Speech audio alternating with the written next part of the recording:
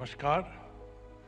प्रधानमंत्री जी अभी हैं नहीं, शीघ्र ही आते होंगे, बट मैं मुख्यमंत्री श्री भूपेंद्र भाई पटेल जी, गवर्नर आचार्य देवव्रत जी एंड मेरे साथियों एंड ऑनरेबल डिग्निटरीज,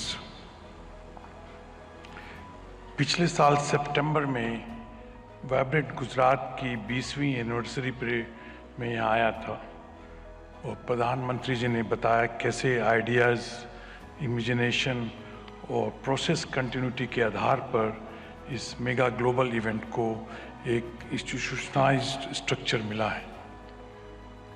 प्रधानमंत्री जी ने उस वक्त ये बताया कि कैसे one earth, one family, one future की सच्ची भावनाओं को लेकर भारत की प्रतिष्ठा कैसे बढ़ेगी और हर इंटरनेशनल फोरम में पूरे ग्लोबल साउथ की आवाज़ को भी मजबूत किया है।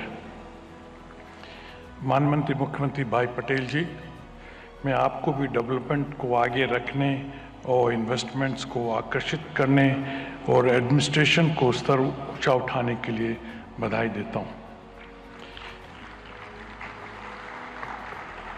गुजरात में fair, transparent and policy driven governance की एक पहचान रही है और जिसमें मेरी कंपनी ने भी अनुभव किया है। स्टील किसी भी राष्ट्र के आत्मनिर्भरता में एक बड़ी भूमिका निभाता है, क्योंकि ये infrastructure development, urbanisation, renewable sectors, automotive industry, electric vehicles, defence, railways आदि में बहुत उपयोग होता है। ग्लोबल टेक्नोलॉजी को सर्वोत्तम रूप से लाकर हम हाई एंड प्रोडक्ट्स को डेवलप कर रहे हैं, जो एसएमई से स्टार्टअप तक के स्टील कंज्यूमर्स को कम्पिटिटिव बनाने में मदद कर रहा है।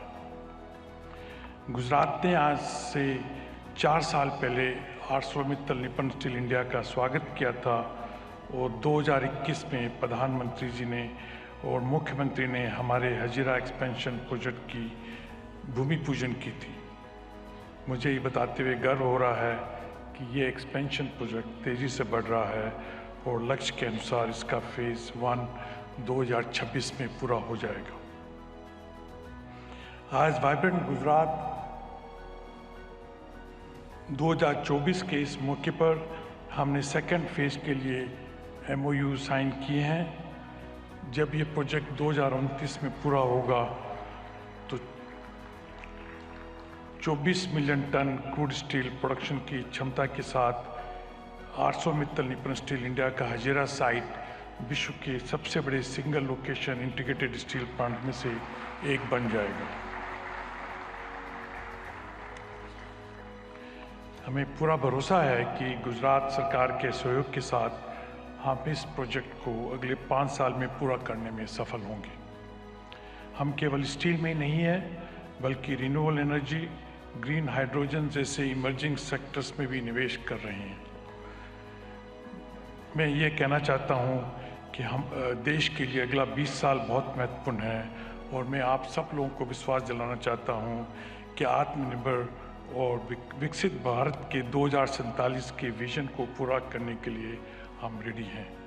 मैं इन सब प्रधानमंत्री, मुख्यमंत्री, गवर्नर साहब, इन सब लोगों को मेरे को मंच पे आने के लिए मौका देने के लिए मैं आप लोगों का बहुत आभारी हूँ।